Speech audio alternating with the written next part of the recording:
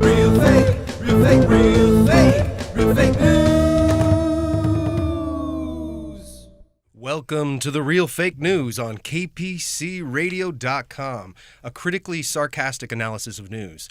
In this show, we'll differentiate the real news from the fake with the help from comedians, college professors, advocates, and experts. Today, we will discuss education, veganism, opium addicted parrots, and more. Today is Wednesday, February 20th. It's 1:36 p.m. I'm your host, Jesse Bertel. Joining me here today, we have LA comedian and producer for Discovery and Animal Planet, Richard Velazquez, who has booked shows at Echoes, Stokely's Cafe and Social House, and Haha Cafe, and community organizer and LAUSD teacher Ankur Patel, who's very prominent in local social activism and has run for local office. Hello, Richard. Hello, how are you? Good. And hi, Ankur. How you doing? Good, thank you. Thanks for being here, guys. So our discussion is going to be formatted in the game of real news, fake news, where I'm going to present real news stories or fake news stories, and I'll ask you about it. Guys good with that? Sounds good. Okay, well, now that we know the rules, let's play the game. You guys ready to go? Let's do it.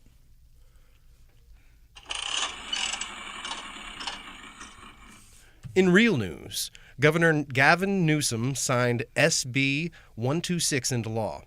Now, advocates say that the bill would ensure charter schools are held to the same standards of transparency and accountability as public schools. Pros, cons. I know Ankur here used to work for a school board, and you're a teacher. What do you think about this? Overall, I think it's a good move for transparency. We've got so much state resources going to public education, but a lot of the times we don't see the results, right? People aren't informed on what's going on. People don't know how government works. There's so many flaws in public education, and making sure that we're getting the resources we need to our public schools has turned into a political battle where we have organizations and institutions like the California Charter School Association that's funding political agendas and funneling money away from public schools to charter schools. And sometimes these charter schools are not above board. There was this example of El Camino High School over here in the West Valley, pretty close to Pierce College, where the principal was going to Monty's on taxpayer dollars, having steak, traveling around, all sorts of other things where it wasn't transparent, right? And because the board of directors of that charter school was appointed, was best friends, who's who type of thing, it became easy to sweep it under the rug, hide it out, and then it wasn't until there was some more investigation, some, whistleblowers put that information out there. So this bill at the state level requires that charter schools follow the same rules as school districts in terms of meetings, posting information, all those sorts of transparency, which is generally good governance. So I think it's a good thing.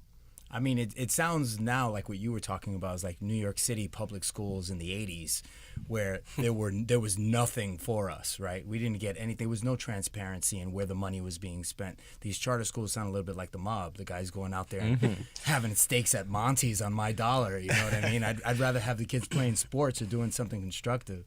So to me, transparency is always sort of the bastion of truth. Right? That's where if you're not lying or doing something crooked, you should be transparent and have no fear about being that way. So it sounds to me like a good thing. The bill sounds good to me, the way you guys put it, but anything negative about it that you can foresee?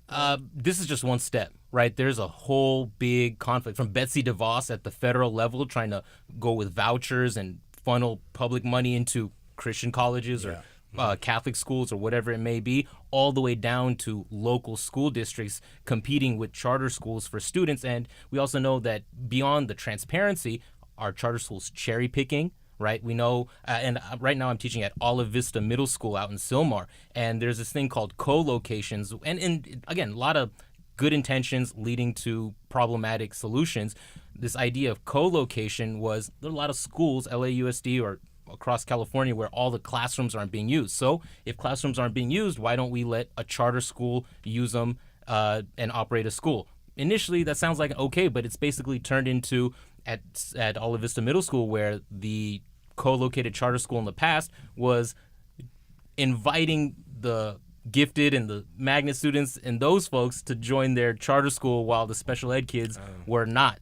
interesting. recruited. So you have all these different nuances in the charter school and public school kind of conflict. I don't want to call it a conflict, but it's definitely a difference of opinion on the future of public education, what it looks like, best governing strategies. And so this one bill in terms of transparency, holding charter schools to the same as public schools, is just one little part of this larger struggle that we're in. So you're trying to say that they only had the heathen slow kids in the other class, and they had all the smart kids who were Christian in the other class? We'll take the good ones. Yeah, morally good and super smart. That sounds crazy. Sounds crazy, but it's self-selecting, right? Also in terms of parents knowing how to get their kids the resources. So even if you have a special ed kid, if you have the capacity to get a lawyer or you know how to get an IEP, an individual education plan, you can request a BII, a behavior interventional specialist, so that now your kid gets a adult following them around and helping them because you knew how to work the system and ask for things that every kid should have, but because people are in a position to know how to get it, they get it. And that's been the bifurcation of public education in not just the state of California, but across the country. And we definitely have a long way to go with education. All right, let's move on to the next story. In fake news, the Young Turks reports that Bernie Sanders' CNN town hall was infiltrated by establishment operatives. They pointed out that the audience was deceptively labeled to disguise the questioner's corporate relationships. So what do you guys think about this? Is this news or a conspiracy theory? Should they be open about their possible conflicts of interest in asking specific questions? And was it intentional by CNN? I have to imagine this was intentional. CNN has been caught sort of doing this thing many times in the past. And I think that at this point, they're relying on the masses to be lazy because these are things that are easily fact-checked. Even if you're not an expert researcher, you can go online and find out on the LinkedIn links where these people are working. And it clearly stated that some of these people were part of Democratic parties. Yeah. So it seems like CNN is trying to act extremely liberal, but at the same time counting on liberals being lazy. Right.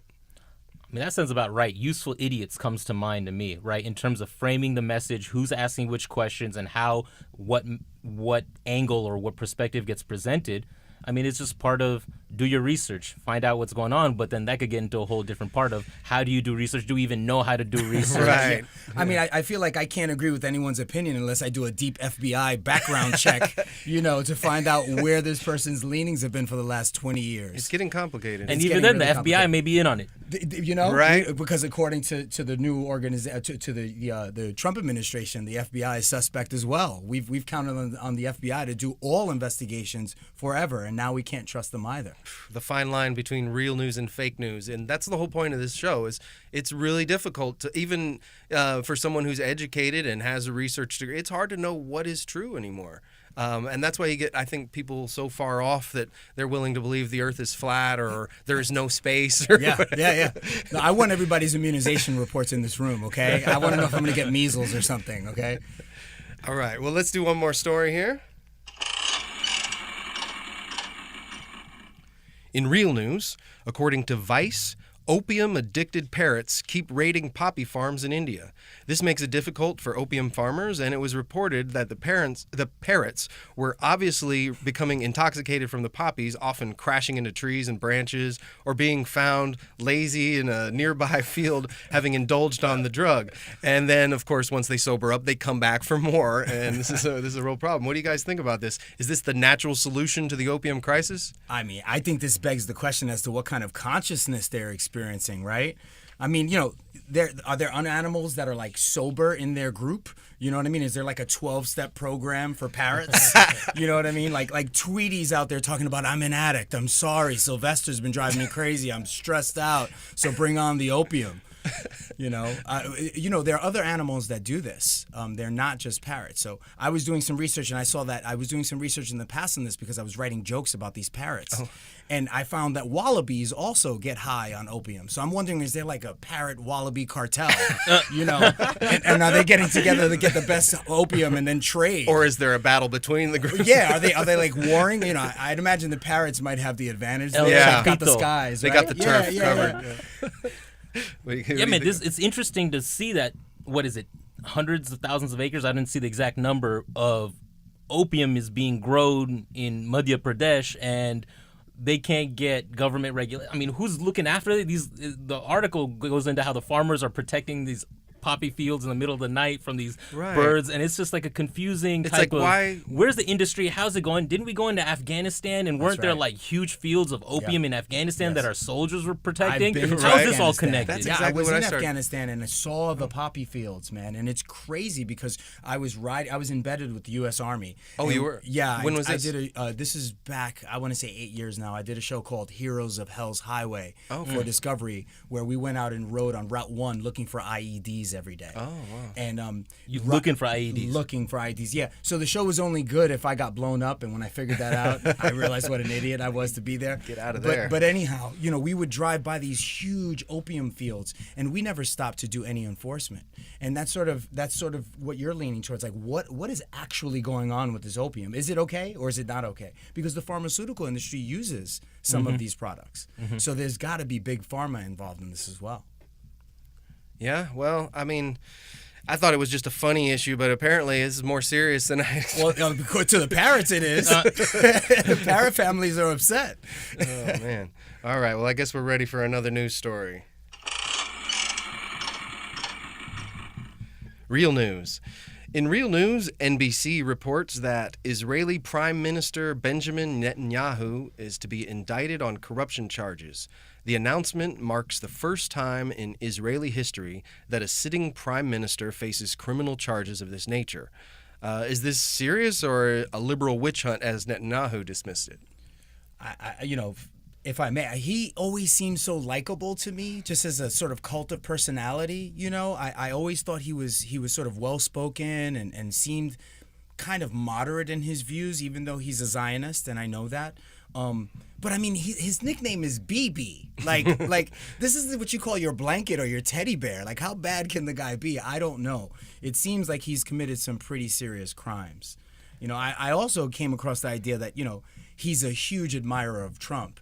And we all know these indictments are flying around. So maybe he just really wanted to impress the guy by getting indicted as well. Wants to be in the indicted buddy club. Exactly. I don't know what his thought process is. I really don't. It seems like he's sort of veered right, left, some which way. He was right as soon as he got into office, actually. He took office after Yitzhak Rabin was assassinated by right-wingers, and that's kind of been his political trajectory. Just recently, he's aligned himself with even AIPAC, right, which is way conservative, called the new political party that he aligned himself with as racist. Yeah. So he's been on this rightward trajectory. This is just pushing him further and further, and it seems like him and Trump have gotten along real well, but and it's a tricky, conflicted issue, right? Ilhan Omar is getting all sorts of labels as the newly elected congresswoman, talking critically of Israeli government and some of their decisions in occupied West Bank or Gaza. You can't even use the word occupied. I was going to say, they just tried to introduce some legislation that you can't even speak against Israel. That's been going on. Been going on. So Benjamin Netanyahu is guilty, in my opinion. The two specific ones look like he was getting favorable coverage from this news agency and that telecommunications company because he was cutting deals with them. He spent like $280 million to get that done. Well, that's whose money was allegedly. It wasn't his money, right? Yeah, it correct. was Israeli taxpayer money. So this attorney general, who's also kind of conservative, is just finally gotten fed up with how. I guess there must be this is a 2-year investigation, and the other criticism that got labeled was because this is like 6 weeks before their election or something. It's opportune moment, but didn't that happen here? Like with the FBI investigation and what's the timing? I think it's better for this stuff to come out before an election than after an election anyway. I mean, at this point, Fox News is almost like state radio or state television, okay? And so it sounds like he was trying to achieve the same goal as his buddy Trump in controlling all of the information that comes out about him. Yep. Yeah. Yeah, that's what dictators do. But it's interesting that this is such a small charge. I mean, there's so much that he could be tried. I mean, what do you think? The Al Capone thing, man. You get him on something, it's better than nothing. Yeah, taxes. Well, I know with Trump, they're really pushing for the Russiagate thing. I think that was a mistake. Yeah. But I think the taxes are with is him. where That it's is at. where he needs to be. Follow the money. And the way that Michael Cohen laid it out, it's obvious that he inflated some properties and value when it benefited him and deflated him at other times. That's IRS fraud. I don't want to go too far down this rabbit hole, but I did 3 seasons of The Apprentice. No way. No. As an audio operator. Okay? Condolences. Oh, And the man, hey, thank you. I needed it. My ears, I lost an IQ point a day, I like to say. But you got to know the Don, right? But I got to know the Don. I flew in his private helicopter. I've eaten with the man. He knows me personally. Oh, yeah? He knows my name. Can you bring him in on the show? Or something? I don't think he would like what I have to say these days. I can't lie. The long story short is the man is an exaggerated personality. We helped create his image. Not to go too far, I did sign an NDA, but now he's the president, so I don't really care. One of the things that just to give you a small example, we had to rent furniture for his office. And there wasn't one company that would rent us any furniture because he is personally known not to pay. Oh, of course, Okay, yeah. and so that's an example. He's always exaggerating something, whether it's his money or his personality or his relationships. That's just his nature. and just to maybe put a point on it, though, when you get into these positions of power, doesn't matter how you get there, you then can continue your consolidating power and ability, putting people into positions of influence and implementing your political agenda, like Benjamin Netanyahu's been doing in Israel and how Trump is doing With his family, they got security clearance. Ivanka does not need security clearance, okay? Well, she needs security clearance to get through with those bags she's smuggling out of the shopping store. Basically, right? All right, let's go to the next and last story of the day. In fake news, according to the Roundup, Pierce College newspaper, I probably shouldn't call them fake news because I actually work for the Roundup, but anyway, the Vegan Society wants to ban all processed meats from campus.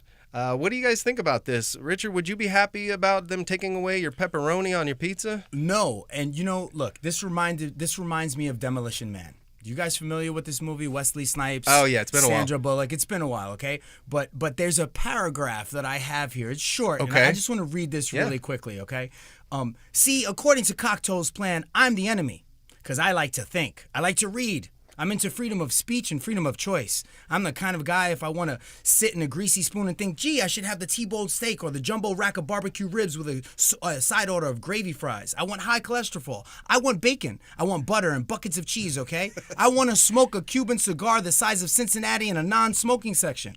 I want to run through the streets naked with Jell-O all over my body reading Playboy magazine. Why? Because I suddenly might feel the need to, okay? I've seen the future. You know what it is? It's a 47-year-old virgin sitting around in his beige pajamas drinking a banana broccoli shake, singing, I'm an Oscar Mayer wiener. Okay? You They're got to even live on laughing in the top. booth on this. Yeah, I don't know. These guys they're losing it. The long story short is this, okay? I believe in personal freedom. If I'm getting an education at a college, then I should be able to decide what to put into my body. Absolutely. I don't need someone policing my nutritional intake, much like I don't want them policing what's going in my brain.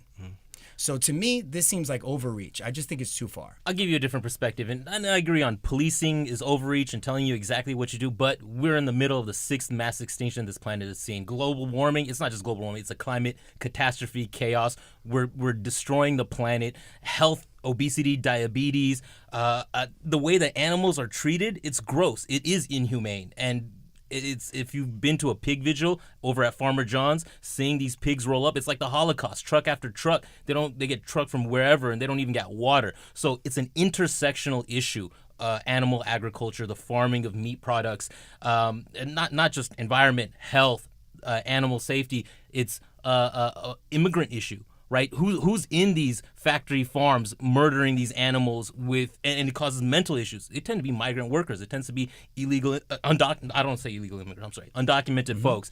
It's a feminist issue, right? The way that these animals are cows to produce milk, raped, and their babies are separated from them. I mean, there are so many different issues that we can get to, and as a Hindu, I ain't telling you can't have bacon. I'm just asking you to think about it a little bit more. Are you vegan? I'm almost there. I'm at like 99%. Ankur is actually currently advocating for more vegan options in public schools. Got it. We just got a resolution. So I resolution. went directly against your position. Hey, you're funny. It's good to be on. You need to have differences of opinion and be able to talk it out. We can elevate the conversation when we can do it. That was a great quote of Demolition Man. That was kind of funny. I enjoyed it But too. Ankur, do you think that the meat ban is going too far to get to that goal? Well, the thing about the meat ban here at Pierce specifically is it's not targeting all meats either. It's targeting processed meats, which has now been been labeled a level 1 carcinogen but by bacon- the World Health Organization. But bacon is included, and I don't know.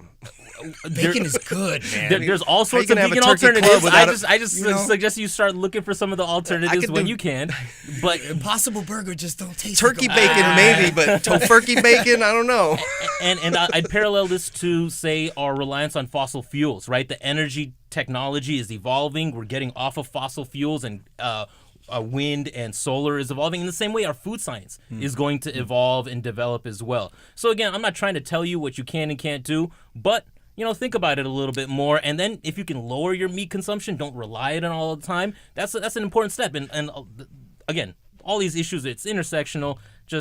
Again, that's part of the research, right? Do your own research and figure out. You made me think. I'm not gonna lie. You're making me think. So that you've achieved your goal. Okay, you got me thinking.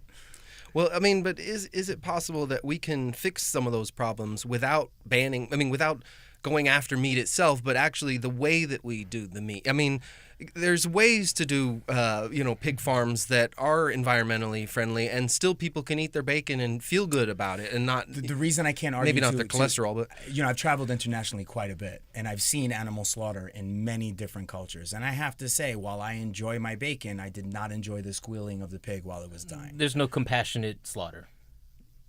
It just doesn't happen. I mean, you could call it that, but it just doesn't happen that way. And especially at the scale. If you're trying to feed everyone meat product at the scale, it becomes a factory. And then it becomes unsustainable even more. It takes more space. It takes more resources to farm these animals with that level of attention. My dreams tonight are going to be filled with squealing sounds. Yeah, this is a very complicated. Was that real issue. news? Was that too real? It's a little too real, I think. It's supposed to be fake news. But unfortunately, that is all the time we have for our news stories. But before we go, I wanted to give both of you a chance to promote or tell the viewers where they can find out more about what you were doing. Ankur, would you like to start? Just add me on Facebook, Ankur, Ankur, Patel, Patel. My Twitter is Vote Patel. I've ran for office before. I'm not running for anything now, but pay attention. Your vote matters, and everything we do has ripple effect and future consequences. Richard? You can follow me on Instagram at Richie V Comedy. I also have a show this coming Saturday. It's called Saturday Night Laughs at Stokely's Cafe and Social House on 3500 West Pico Boulevard at 9 p.m. We'll be hosted by the wonderful Kalia McNeil. She's an amazing comedian. So come check me out. Awesome. Well, thank you guys so much for joining me today, and I really appreciate you coming in. Thank you. Thank you. Thanks to our listeners for tuning in. Follow me on Twitter, Facebook, and Patreon at Jesse Bertel. Tune in to The Real Fake News every Wednesday at 1:30 p.m. on kpcradio.com and on my YouTube page at The Real Fake News. Real fake, real fake, real fake, real fake news.